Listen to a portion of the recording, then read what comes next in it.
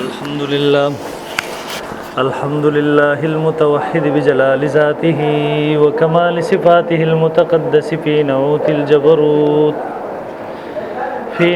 الجبروت عن شوائب النغز وسماته،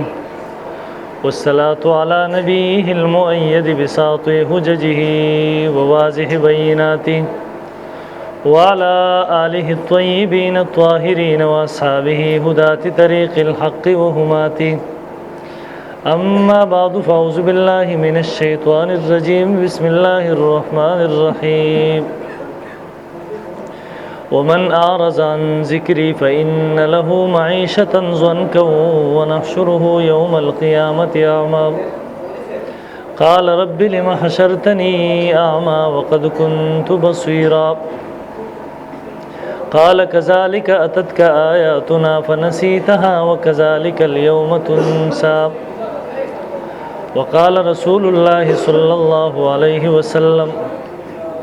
القرآن حجة لك أو عليك. اللهم صل على محمد عبدك ورسولك وصل على المؤمنين والمؤمنات والمسلمين والمسلمات. انتهائی محترم مسلمانان ورنو،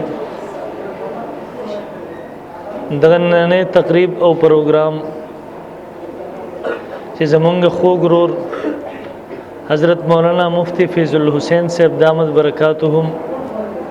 ستاسو په علاقه کې کومه سلسله شروع کړې ده د ماشومانو د تربیت، هغه تربیتی سلسله په حواله سره د هغه ماشومانو د ختم د هغه ماشومانو امتحان شوه دی او د غوي انعاماتو تقریب شوه دی. محترم استادو په وړاندې د دینی مدرسو په حواله سره او د دینی تعلیم په حواله سره سو خبرې ان شاء الله العزیز د وخت په مناسبت سره ذکر کوم. او محترم یو درخواست وکوم، چون کې زما تقریبا زما یو کمزوري ده یا زما مزاج دغه دی، بیان دوران کې زما که څوک وزیره وزي یا په ځای باندې ناستي خبرې اترې نو زما توجه نه برابرېږي، زمخې ته خبره بیا نشم کولی. نو دا تاسو ماشومان یا بیخي وباسئ یا لږ خاموش کړئ. دغه کم ماشومان شور والی نو د وخت نه وباسئ بیا چې ښه انشاءالله. دغه بار کسان هم چې څوک وزیره وزي بس بیا مه راننوځئ، بس په ځای چې کښېنئ نو ښه وي.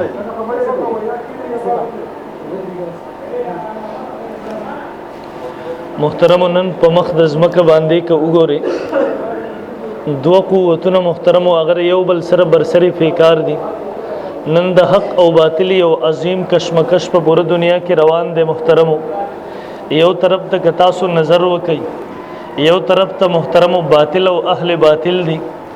دویم طرف ته محترم حق او اهل حق دي. محترم په دغه عظیم جنگ کې کاغه د عقاید او نظریاتو په حواله سره دی یا محترم هغه د اعمالو په حواله سره دی. محترم باغی کې دینی مدرسه دا بنیادی کردار ادا کوي. نن محترم دور مادي دی، نن زمونږ ذهن دا جوړ شوی دی، یو بچی دی هغه ډاکټر شو، یو بچی دی هغه انجینیر شو، یو بچی دی هغه بل دنیوي ډیګري حاصله کړه. محترم مونږ هغه بچی ته کامیاب وایو، مونږ هغه ماشوم کامیاب ګڼو.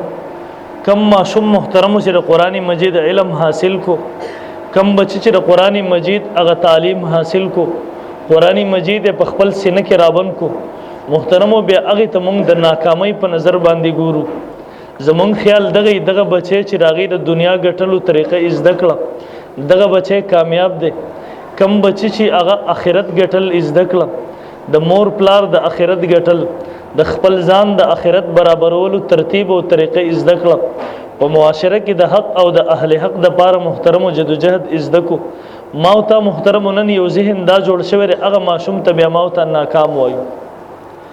بعضې وختونو کې محترم هغه په جبې سره نه کوو، هغه په زبان د قال سره نه خو ها په زبان د حال سره خامخای. حالانکه محترمو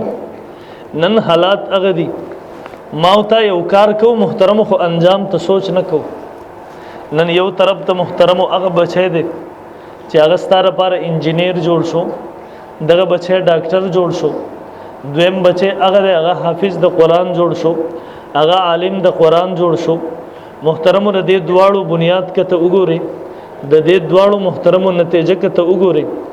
د دې بچي محترمو د هغه اخرت سره د اخرت سره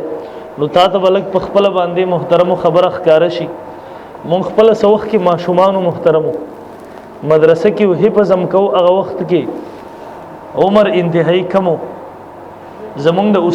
استاد او سپینګره اگر اغله مونږ ته بیان کو مونږ ته وی بچي دا وخت دی تاسو دی وخت کې چاته ونه کړيږي دی وخت کې رچا دنیا والا ته ونه کړيږي دی وخت کې عہدو والا ته ونه کړيږي دی وخت کې مال والا ته ونه کړيږي مونږ ته وی بچي یو تاسو مستقبل دی تاسو انجام دی یو د دې خلکو انجام دی اخرت دی کدواړو ته وګوري د دې دینی مدرسو والا د دې جماعتونو مسجدونو والا د دې بوریا نشین خلکو د دې اخرت چی د دې اخري انجام کې خنداله هغه دنیا والا اخري انجام کې جړه د محترم به مونږ ته یو قصه بیان کړه مونږ ته وی بچیا ول زما په کلی کې یو گاونډیو دغه گاونډي یو غریب سړی او زمیدار سړی ماشوم بچي وشو دغه خپل ماشوم بچي چې لګړ شو د اسکول کې داخل کو دغه ماشوم به سحر اسکول ته بوت لو خپل باندې بیا بر چټي په ټایم کې به ورته پلار خپل حاضرو یره بچی ته مې بلار باندې سوک تکلیف ونه رسي بچي مې چرته لار خطا نه کې په تکلیف کې نشي سحر ماشوم سکول تراولي ماسپخین پسې بیا راځي کورته بوزي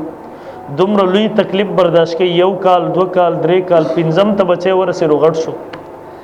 مخ په وړاندې را سلسله روانه د بچي لسم ته ورسېدو غړ شو لسم نه بس کالج ته لاړو بیا د اعلی تعلیم د پاره د بهر ملک ته ولې ګوره ډاکټرۍ د کورس ته د اعلی ډاکټر جوړېدو د پاره